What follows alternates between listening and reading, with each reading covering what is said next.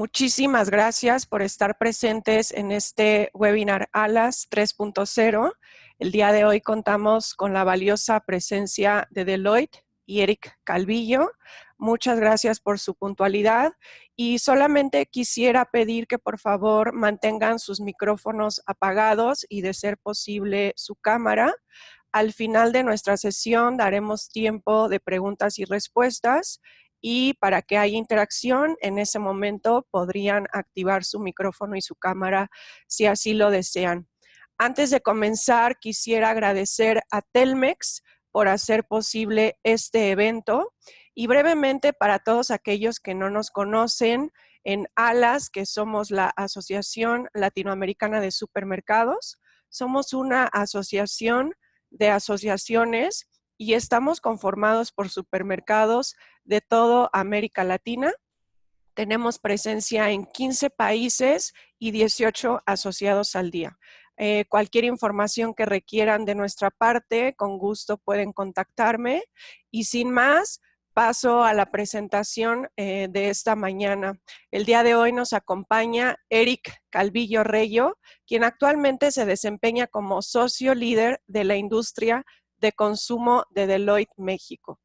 Es contador público certificado por el Instituto Politécnico Nacional y CPA por el estado de Colorado en Estados Unidos.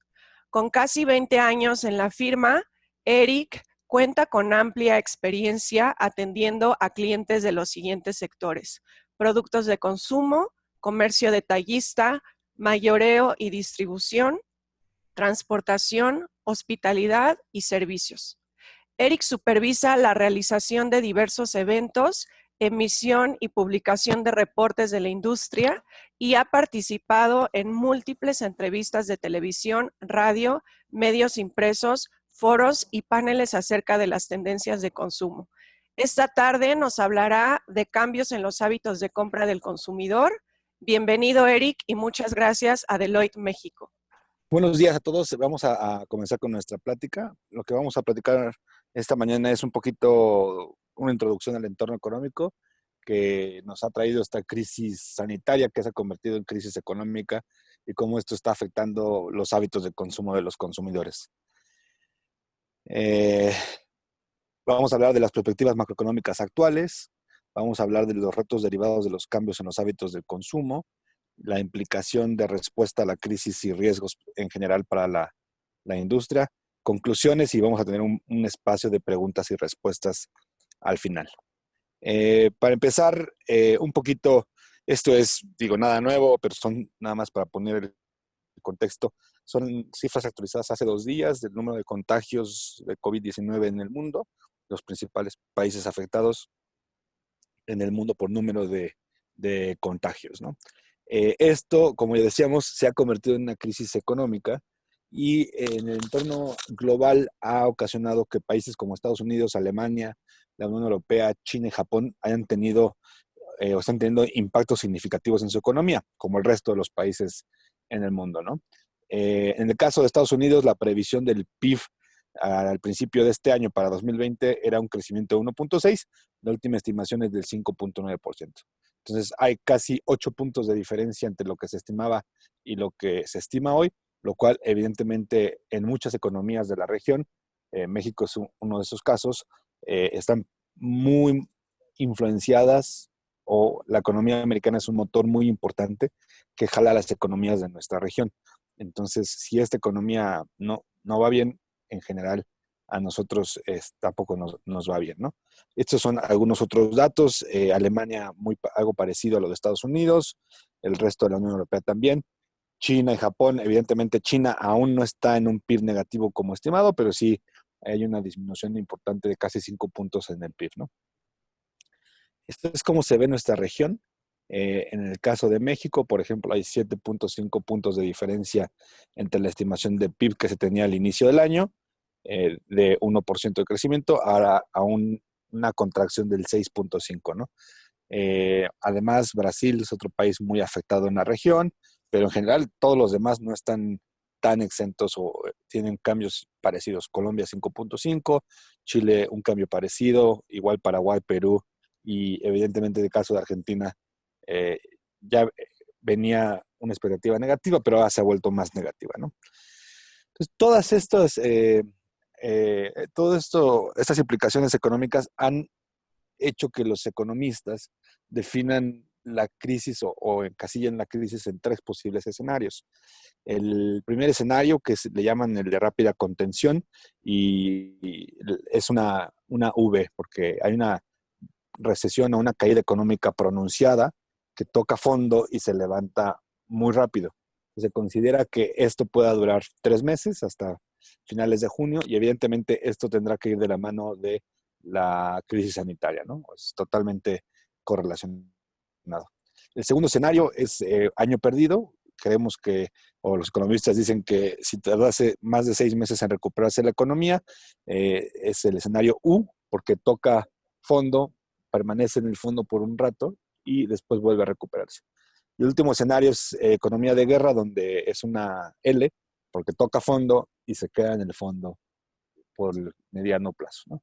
Estimamos más o menos 12 meses. Es decir, ¿qué pasaría en cada uno de los escenarios? En el B, habría una recesión global del 3% negativo, la economía americana cae entre el 4 y el 6%, se estima un control rápido de la pandemia, los precios del petróleo bajan, pero se recuperan hasta finales del año y hay una reactivación progresiva de la economía después del verano, ¿no?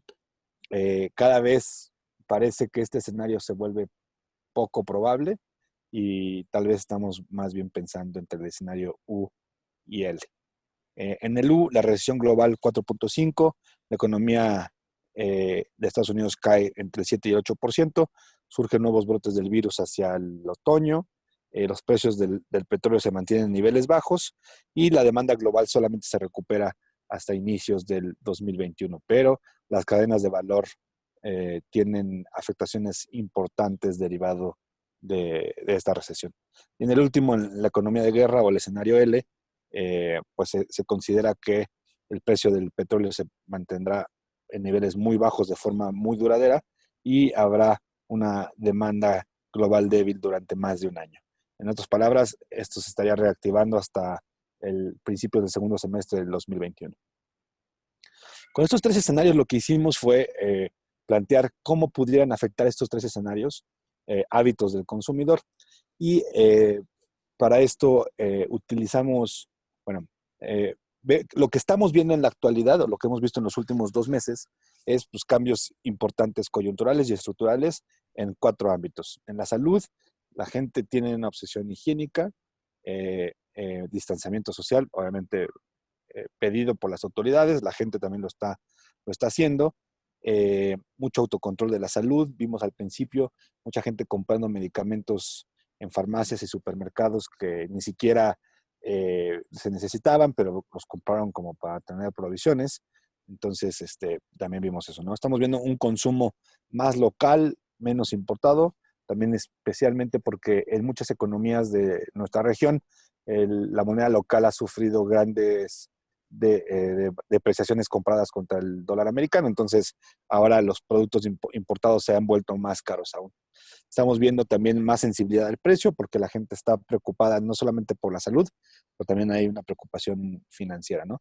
Especialmente en los restaurantes, takeaway, comida para llevar, ha sido la única forma que muchos restaurantes han podido tener algo de ingresos durante estos meses de contingencia, porque pues, evidentemente están requeridos por requerimientos locales o legislativos locales a estar cerrados, ¿no?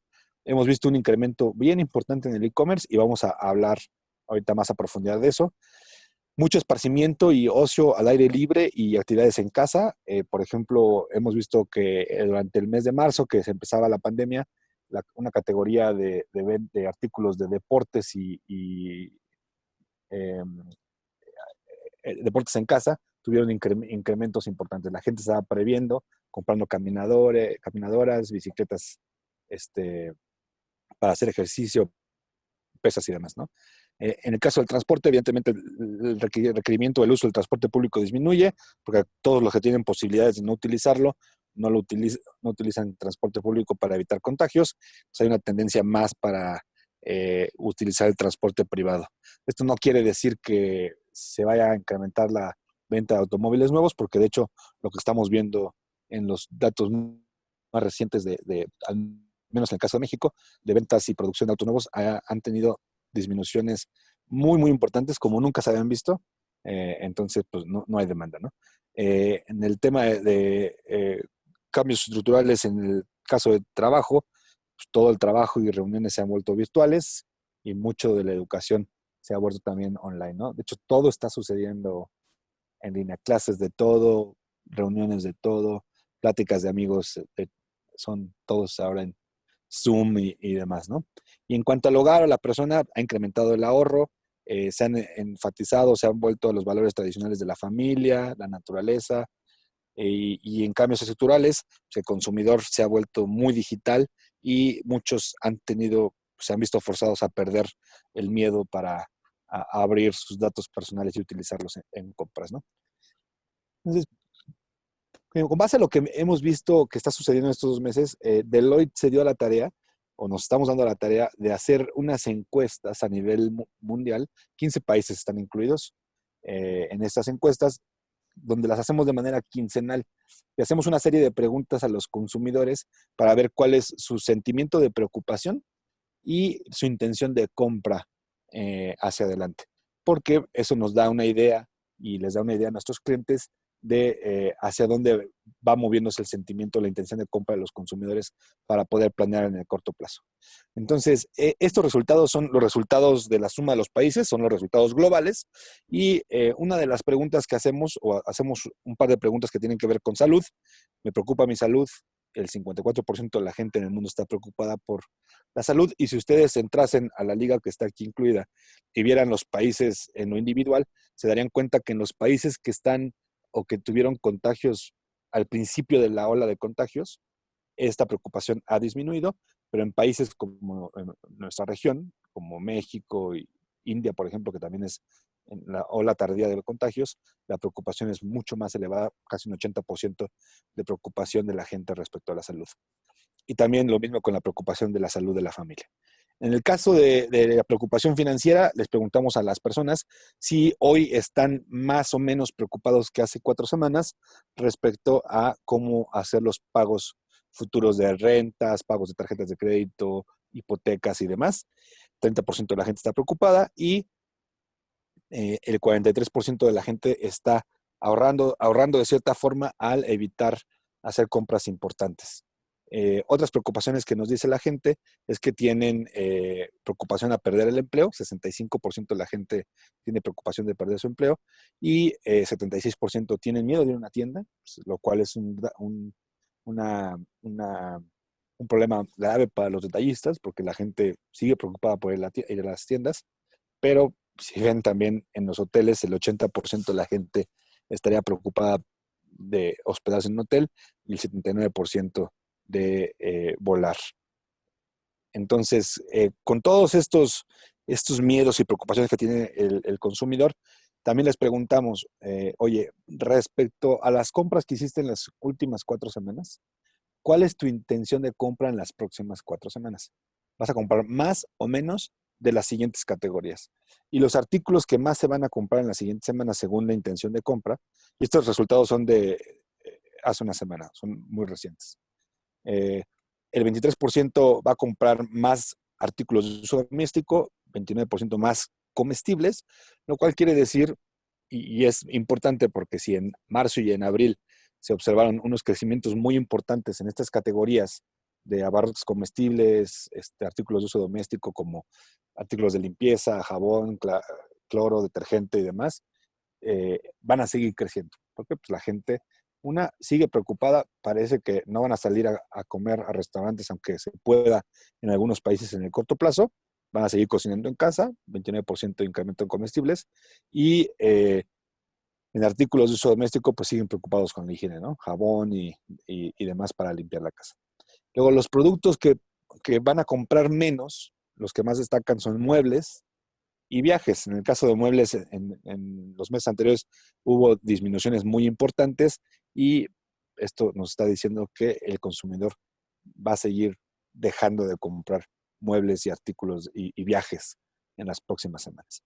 Luego, la gráfica del lado derecho, esta no es global, sino esto es en el caso específico de México, pero lo quise utilizar para resaltar lo siguiente. Le preguntamos a la gente de estas mismas categorías cómo lo van a comprar. Y había 5 posibles respuestas. Las verdes que están pegadas a la derecha es online y la izquierda, los azules que están a la izquierda son en tiendas físicas. En el medio son una combinación de ambas. Pero lo quise poner aquí porque, por ejemplo, a mí en lo personal me llama la atención que artículos de uso doméstico y comestibles tengan entre el verde fuerte y el verde claro 20-18%. O sea, categorías o artículos que el consumidor antes de la crisis nunca compraba o compraba muy poco por internet, ahora están siendo predominantemente comprados en línea.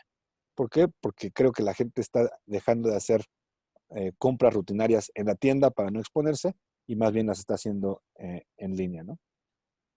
Otra que también puede llamar la atención es ropa y calzado, 19 más 13, 24%, 34% de expectativa de compra, ¿no? En línea.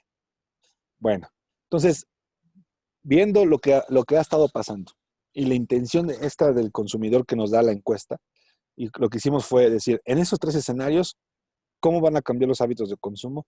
¿Qué implicaciones tienen para el detallista? ¿Y qué riesgos conllevan para los detallistas?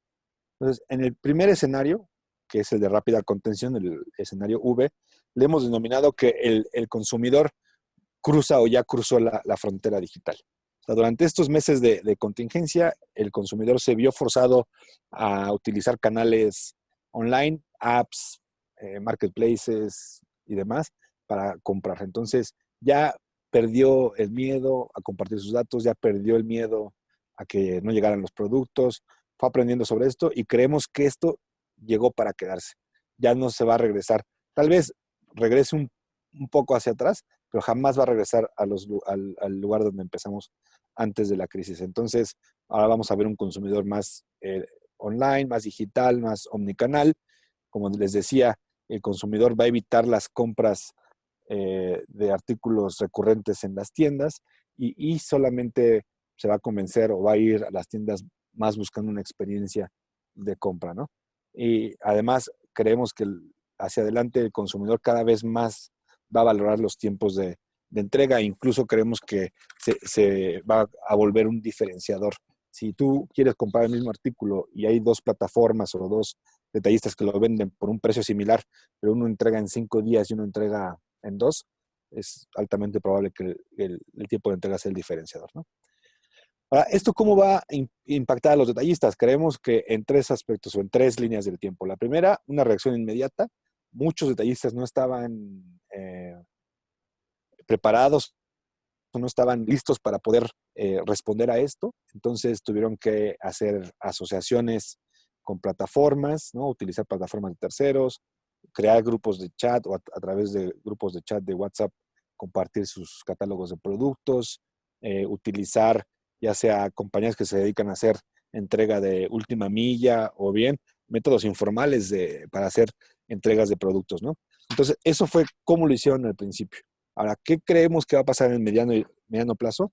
Bueno, las compañías van a invertir lo poco que tengan disponible para invertir, lo van a enfocar o canalizar a desarrollar su infraestructura digital, a invertir en marketing digital y conllevado de eso, pues decidir muchas cosas que tiene que ver con cómo rediseñar tu cadena de suministro y tu logística de entrega para ser digital, por ejemplo, si haces el picking de los productos desde el CEDIS o en las tiendas, ¿no?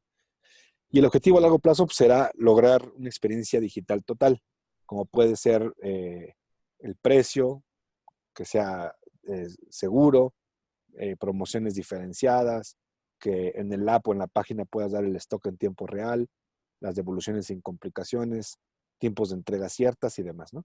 Y desde el lado derecho hemos incluido los artículos que creemos, en base a lo que hemos visto en la historia de los últimos 2 meses, marzo y abril, lo que vemos en la intención de compra de la encuesta que hacemos y las categorías o los productos que van a ganar y los que van a perder, ¿no?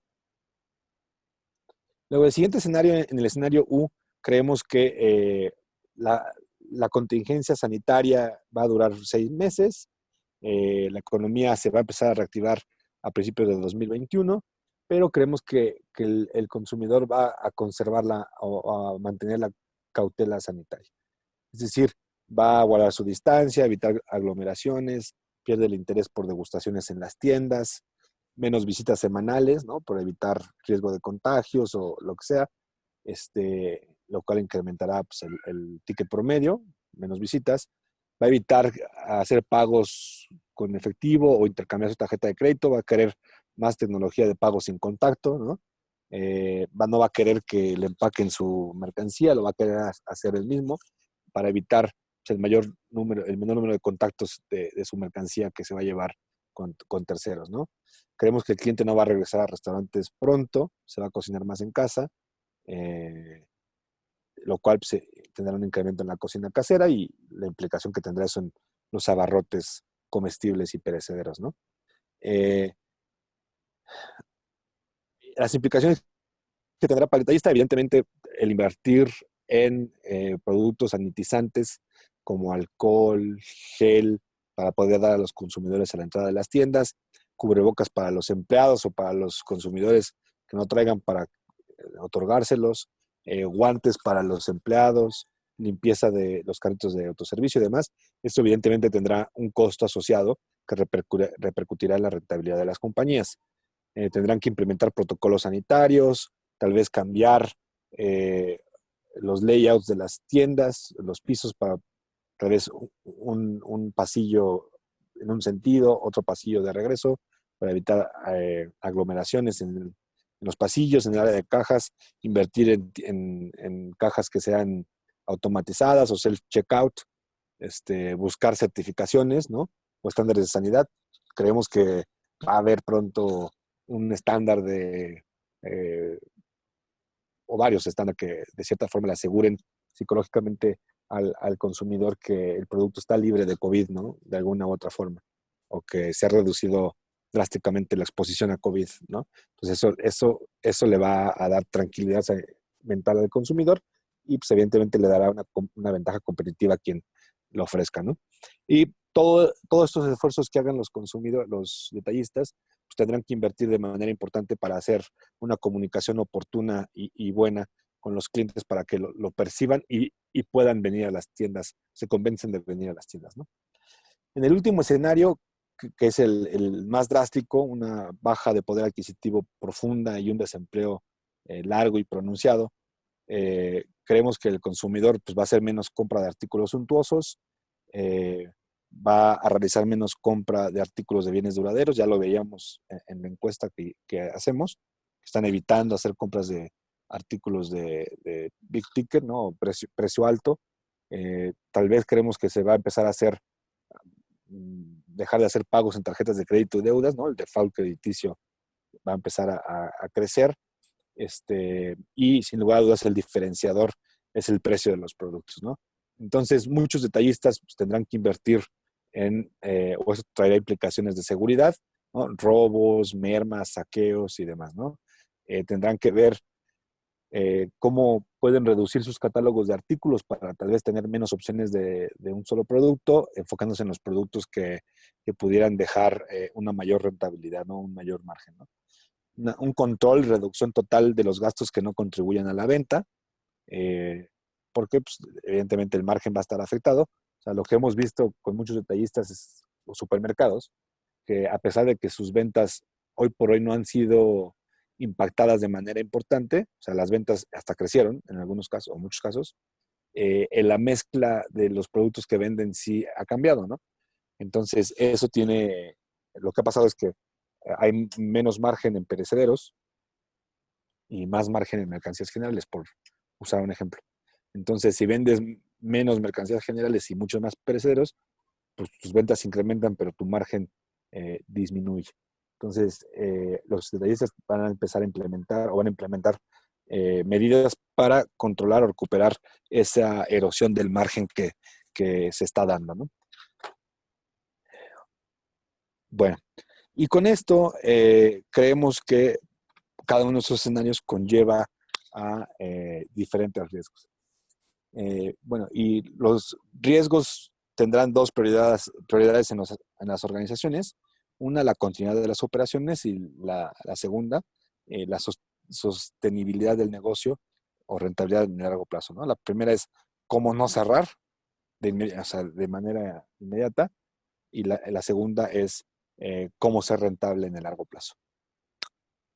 Entonces, en el escenario V de rápida contención, creemos que un riesgo puede ser la incapacidad para lograr relaciones de negocios sustentables con socios digitales, Facebook, Google, otras plataformas como pudiera ser Uber, Amazon y demás, para poder llegar a través de sus plataformas a los clientes, ¿no?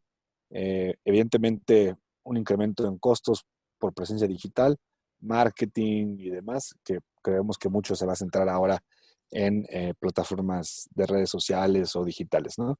Eh, la, la, la siguiente que es importante, va a haber una escasez y evidentemente va a haber mucha demanda por talento o personal que tenga capacidades para trabajar en un entorno digital.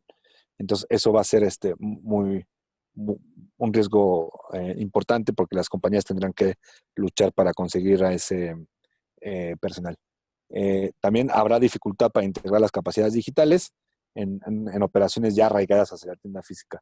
Entonces, lo que hemos visto en muchas compañías que implementan su página o su e-commerce y demás, eh, lleva, no solamente es una tecnología, sino tiene que llevar de la mano cambios importantes en cómo se hacen las cosas, porque no es lo mismo que hacerlo en la tienda, ¿no? En muchos casos incluso se manejan por separado el negocio de las tiendas físicas y el negocio de e-commerce.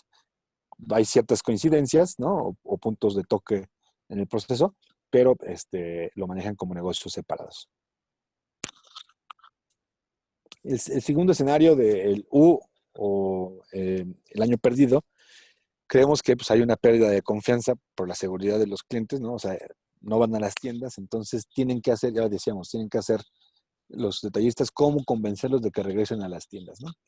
Eh, los detallistas van a tener que asegurar el abasto de insumos de sanitización, ¿no? Gel, guantes, cubrebocas y demás para poderlos ofrecer en las tiendas. Entonces, ¿cómo me aseguro que mis proveedores o que me pueda conseguirlos para no tener escasez de los mismos, ¿no?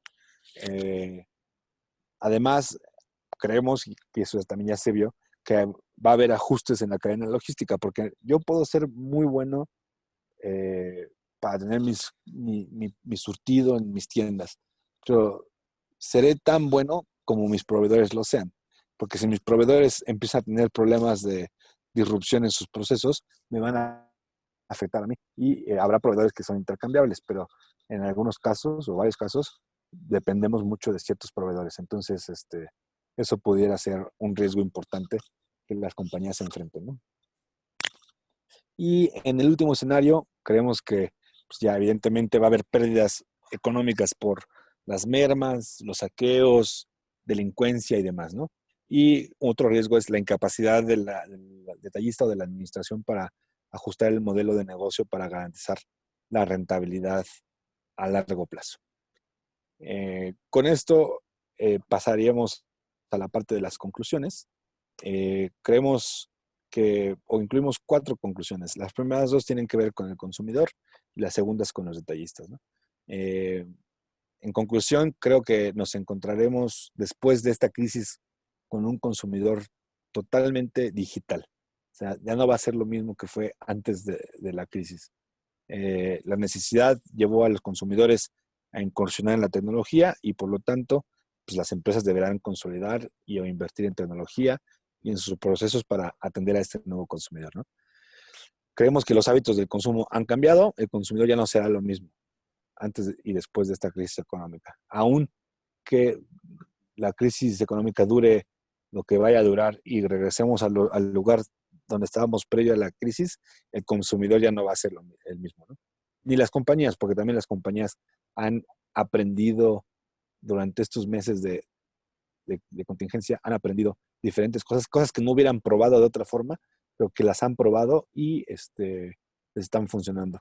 Por ejemplo, muchas compañías que en el caso de restaurantes, por ejemplo, que vendían comida, no habían incursionado en delivery o comida para llevar, pero dada la circunstancia que estaban cerrados los restaurantes y querían, pues tenían que seguir vendiendo para poder pagar la nómina y demás, pues, muchos incursionaron en vender a través de plataformas o hacer delivery utilizando los empleados que están en los restaurantes y muchas cosas más eh, alrededor de esto, ¿no? La siguiente conclusión es que una estrategia digital diferenciada de la estrategia de operación tradicional es indispensable. Ya lo decíamos, no es lo mismo. Todos los canales serán trascendentes y por lo tanto las organizaciones aprenderán a atender al consumidor, así como mitigar los riesgos de cada canal, ¿no? El canal tradicional o el canal e-commerce. La cosa es llegar al consumidor como donde el consumidor nos esté buscando o nos quiera comprar, ¿no? Y la última es, las organizaciones van a evaluar las necesidades de reestructuras operacionales, fiscales y financieras. Esto pues, evidentemente tendrá implicaciones en estos ámbitos y para ello deberán de revisar y evaluar los problemas de liquidez y pérdida de margen en su comercialización.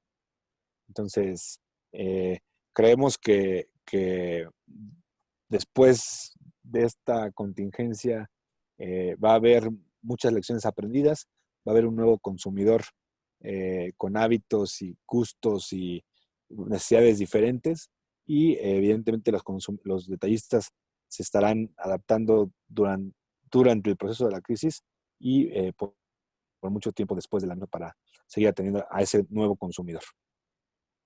Pues, con esto llegaríamos a la parte de preguntas y respuestas. Ya tenemos preguntas aquí en el chat.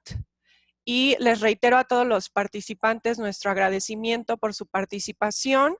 Aquí la dinámica es un poco más de convivencia. Quien desee hacer su pregunta abiertamente puede abrir su micrófono e incluso su cámara si así lo desea.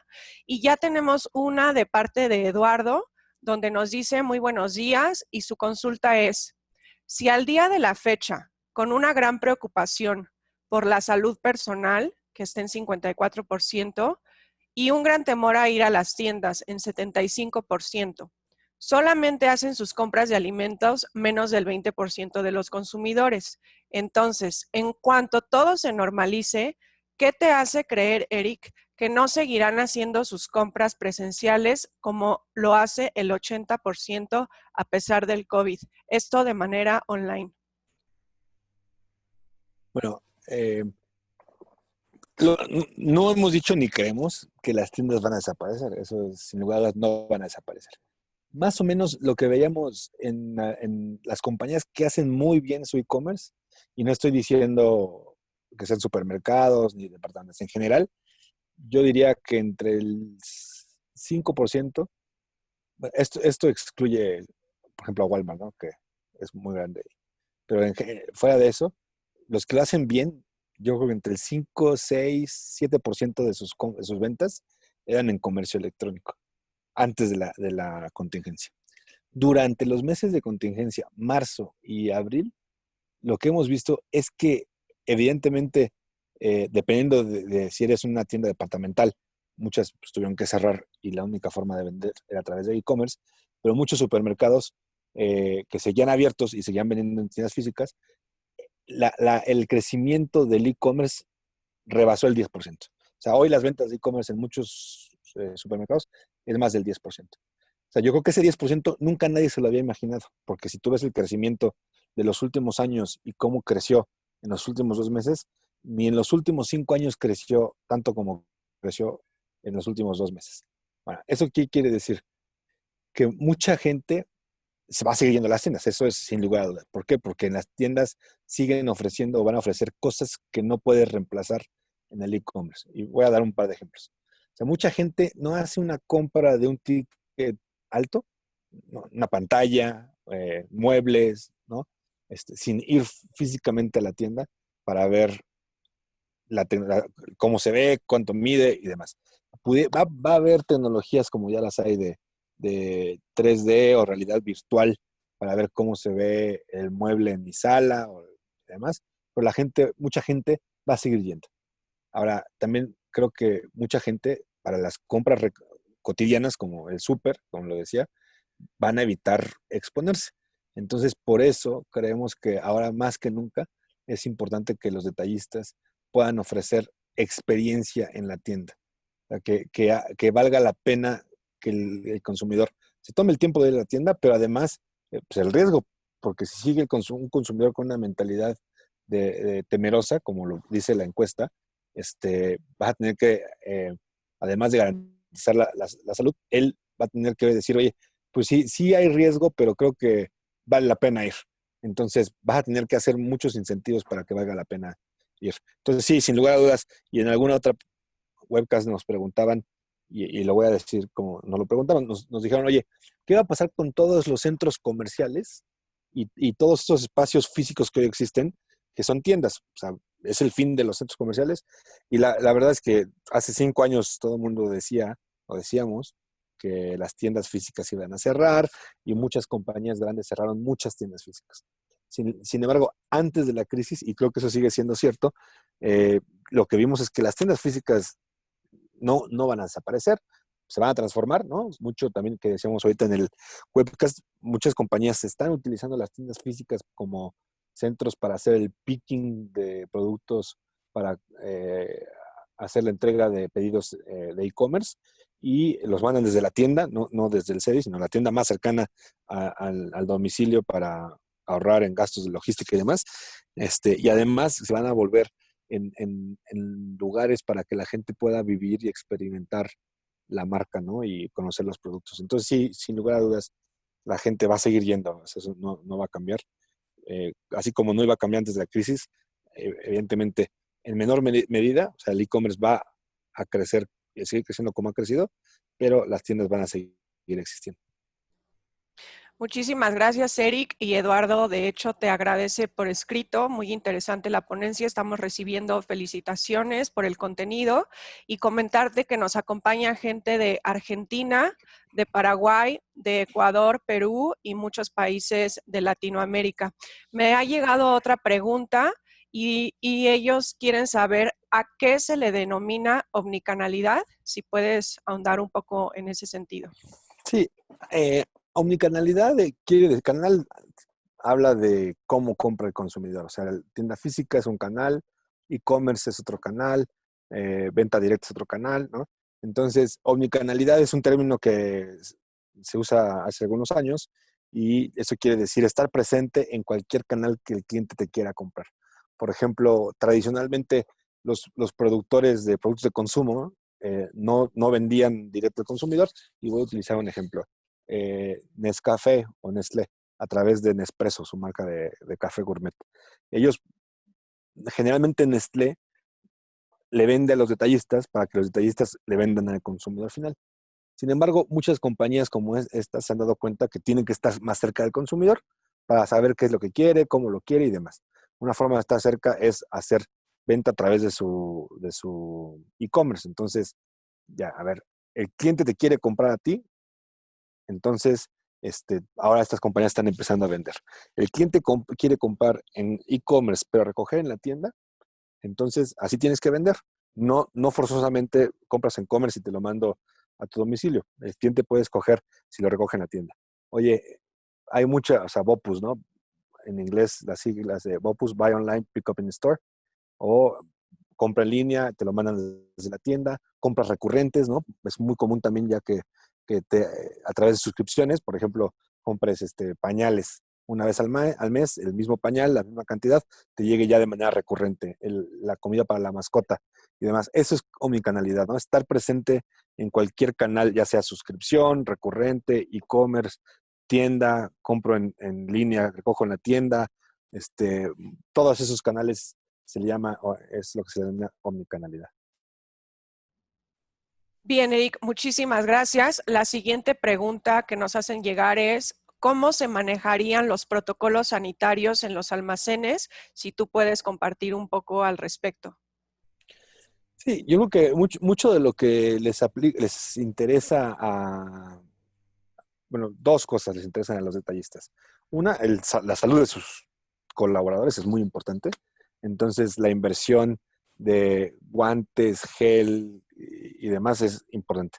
Pero además, la inversión en compra de pruebas o convenios con laboratorios para poder hacer pruebas a empleados que presenten síntomas y demás, se va a volver muy importante, ¿no? Platicábamos con el presidente de la ANTAD la semana pasada, la ANTAD en México, y nos decía que ya está llegando a un acuerdo para que puedan los supermercados directamente, ya sea comprar o importar las pruebas o bien a través de convenios con laboratorios, poder hacer pruebas a sus empleados para garantizar que si alguien tiene síntomas, pues no esté contagiando a los demás, ¿no? Esa es la primera. La segunda, pues evidentemente los detallistas quieren garantizar la salud de los clientes, mucho para dar ese sentimiento de confianza y que puedan regresar los clientes a las tiendas, ¿no? Entonces va a ser señalización, va a ser que haya gel o alcohol en muchos puntos en la entrada de la tienda, pero en muchos puntos durante la tienda. En general, creo que eso es lo que estamos empezando a ver, ¿no? Bien, Eric, muchísimas gracias. Y nos llega un comentario y a la vez una pregunta de Francisco Morales, y te lo leo. Francisco comenta que él es vendedor en un laboratorio de análisis de alimentos. Sus ventas dependen de las áreas de compras de empresas grandes. Le ha costado mucho trabajo vender en estos tiempos y la pregunta es, ¿en este caso el comprador cambia también sus hábitos? Yo creo que el comprador debe de reaccionar de inmediato a los cambios del consumidor, porque un buen comprador en una cadena debe de poner en los anaqueles lo que se va a vender. Si no, imagínate que esté comprando cosas que han perdido la demanda. No tendría no tendría sentido y evidentemente ese inventario que está ahí invertido sin moverse. Sí, yo creo que los compradores están viendo, las compañías están viendo esto y están cambiando los hábitos que están comprando o cómo están comprando para atender esos cambios del consumidor, sin lugar a dudas. Muchas gracias, Eric. Y Richard Valdés nos pregunta, y bueno, te felicita por la excelente presentación. Él consulta si se puede compartir esta presentación. No sé si es Sí, posible. sí, te la vamos a mandar, Brenda, y si tú nos haces favor de distribuirla. Y con mucho gusto a todos estará disponible, por favor, mi correo se los dejo aquí por escrito en el chat y de cualquier forma este webinar quedará grabado para que después lo puedan visualizar en nuestro canal de YouTube y en nuestro sitio web. Les comparto mi correo. ¿Y hay alguien más del público que quiera hacer algún comentario, alguna consulta? Tenemos gente también de Venezuela y de varios países. Bueno, Eric, no sé si tú quieras cerrar con algún otro comentario adicional. No, nada más agradecerles a las y a todos los participantes su tiempo para escucharme. Bueno, Eric, pues en nombre de Alas, nuevamente muchísimas gracias a ti, a Deloitte México, a todo tu equipo de trabajo. Sin duda, una de las presentaciones más interesantes que hemos tenido en este webinar. Y a todos ustedes les reitero que nuestro programa de webinars gratuitos es semanal. Estarán recibiendo información en sus correos. Visiten nuestro sitio web que es www.alasnet.org. Muchísimas gracias a Telmex por hacer este evento posible. Que tengan muy buen día y hasta la siguiente emisión.